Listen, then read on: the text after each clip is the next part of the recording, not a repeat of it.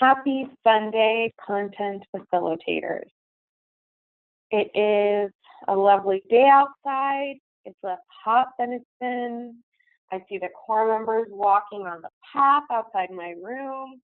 Everyone is just super excited for week 4 of Institute, which is also halfway through Institute, which is just wild. Appreciate all of the work that y'all have done in the last few weeks. I know that we were in some growing pains about figuring out the scheduling to make sure that y'all had balance with those lesson plan reviews, which hopefully at each of your sites you're feeling much better about so that you have the time and resources to be able to do that. I also am really excited about our focus for this week because I think it's only going to help you get more clarity on what needs. So this week's hashtag for all of staff is hashtag be intentional.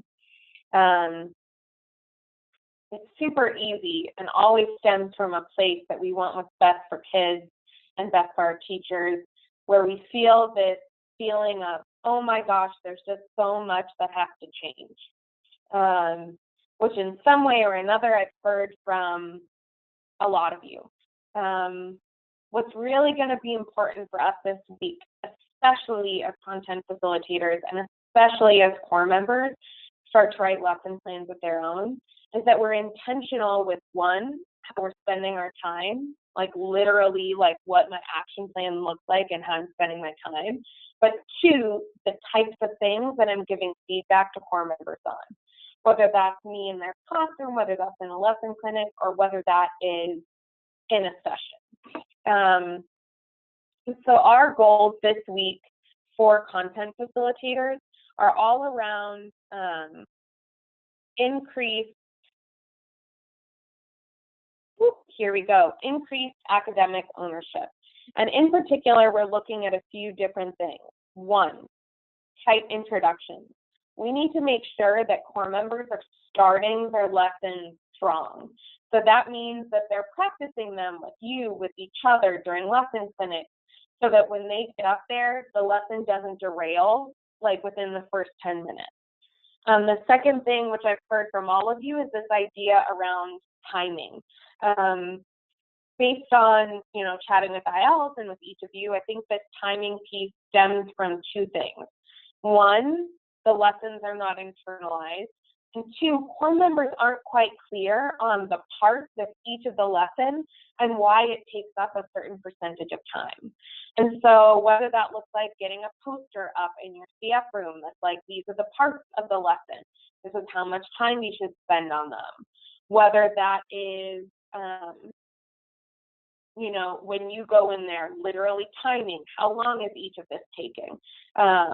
Because what we're seeing is folks aren't getting through their lessons, even in longer blocks. And what that means is that the part of the lesson that's getting cut is the actual piece where students are doing the work or independently practicing the skill. The last thing is that we're looking for increased student engagement. So hopefully our student engagement session this week will have folks leaving with tangible strategies to increase engagement. But what that looks like as we're looking at lesson plans is that the teacher side, we're seeing a lot of folks really thinking through, what am I doing as a teacher? But not very many core members thinking through, if I'm doing this, what does that mean the student's doing? And as I'm in conversation with core members and asking them, they're like, oh, well, they're sitting there. So they're like, oh, that's actually probably not a good thing. And so whether you have a strategy or they have a strategy, or whether everyone adds in a column around what the students are supposed to be doing, as we're looking at lesson plans, especially after that Tuesday deadline for our Thursday and Friday lessons, like actually how are students engaging in the lesson? And if the teacher doesn't have a clear picture, the default is never going to be like, oh, they're engaging in a really meaningful and exciting way. The default is always going to be that they're sitting and listening. And you can feel free to share that directly with core members. How are we going to do that? We're focusing again on this adult learning principle that adults need learning to be relevant and practical. And so one of the trends that we saw through comments and through thinking was that core members have this idea of like, okay, I get data is important, but what does that look for me like in my context of summer? Okay, I get that backwards planning is important, but what does that look like for me this summer?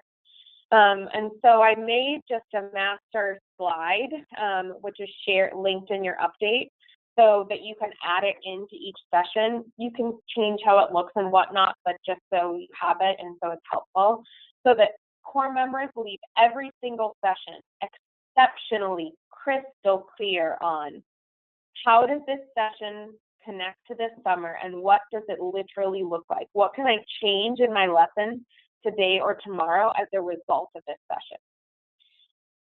It's important that we're also talking about what it looks like in the fall, but that is overwhelming core members and making them a bit confused.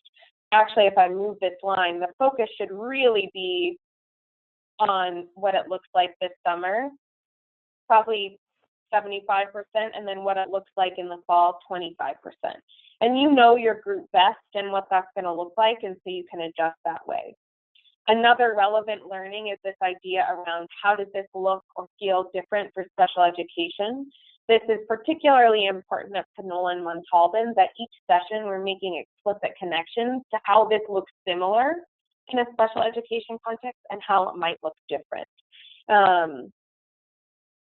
Going back to just this idea, they need it to be relevant and practical to what they're doing right now, or else there's this emotional disconnect that they think that it's not important for them right now. In week 3, we had about 60% of core members who thought that sessions were relevant and helpful. We want to see that number go up over the course of the week. And our bet is that if we're making those connections for and with core members, that's going to happen. With that, we also want to make sure that the feedback that we're giving around lesson plans is lined to these pieces of increased academic ownership. It's super easy when you pull up a lesson plan to want to give comments on all the different things, especially if it's something that you're really excited for. But that is meaning that it's taking y'all really long to review these lessons. So based on what you're seeing at your school and based on the trends, when you sit down to look at your lesson plans with your instructional leader, what is the thing or 2 things that you're looking for? A strategy that some folks have been using that's been really helpful is having a literal note, like a sticky note on their computer, a digital sticky note with a comment that can be easily added in for those hot topic issues. So, oh, student engagement is missing. I'm going to copy and paste this comment in to any lesson that's like missing that component. So you're not having to rewrite each of the notes each time that you go in. As we are thinking about lesson clinics this week and really getting clear with core members around what does it look like to start lesson planning on your own, you need to make sure that you are crystal clear for each of the contents and courses at your school what that looks like. For example, for the majority of our courses, the lesson plans for next week, so the lesson plans that will be due on Thursday evening, are skeleton. And so what that means is that they've got the objectives and key points and like maybe an assessment. There are chunks of the lesson plan that they have to fill in, almost like a fill in the blank, but for a lesson plan. And so you should go through and look at, generally speaking, what do those look like, so that in all of your sessions in the second half of the week, you can show some screenshots, explain what's expected. So when you so you can say, core members, when you turn in your lessons on Thursday, in science, these are the adaptations or things that you're going to make. In writing, these are the things that you're going to change and make and be really clear on. In reading, these are the things that you're going to change and need to add into your lesson. With your instructional leader, I strongly recommend that you have like a poster for each course that's like, in week 5, here's the focus of your lesson planning. Here's what is expected of you by when. This is also something that the ILs have on their radar, but it's just going to be really important that they're logistically clear on what that means. And like I said, for the majority of courses, with the exception of elementary math, who just still has they still have all the same resources, the lessons become a skeleton. And so making sure that we're having core members thinking through what's expected of them in a lesson is just going to be super critical. Sharing that with mentor teachers, with SDs, so that any person could answer a question of, hey, what is expected of me with lesson planning is super crystal clear. I also kept this Google Drive update down here just in case you need to troubleshoot anything related to Google Drive. Also want to make sure that we're adding in notes for our core members. You go into the hub, make sure you're toggled for instructional skills, click on the wee little pencil. If it is a lesson plan review, you're going to click other. And starting on Friday, actually after that creating formal assessment, we'll have data around like, are they clear on how to create an exit ticket or an assessment? All this is to say, the focus of this week is intentionality. So even though we've got a lot of different moving pieces, in your session, we are intentionally connecting to what it looks like this summer. And in lesson plan review, we're intentionally connecting to what folks have already learned. So that's like really the gist of what is most important for content facilitators this week. When we model calmness and clarity and intentionality ourselves for core members, they're more likely to live into it too.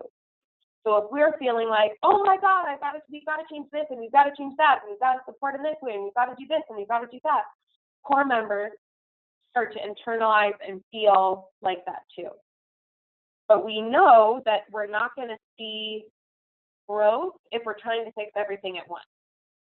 We have got to laser in on what we've done so far and just be really intentional with it. I'm going to leave you with this. Well, actually, first, any questions that you have, add them directly into your week 4 update into that document, or Slack them in the content facilitator channel so that we're all learning and we're all being really clear on just like what needs to happen. But then I'll leave you with this quote to hopefully ground you in this week. Change is inevitable. Growth is intentional. We know our core members are going to change, but we want them and their practice to grow, which means we need to be super intentional. I'm really excited to be with you all this week, to see you in action. Anytime I'm on site or any other time, know that you have me in your ILs as a thought partner. Have a great day.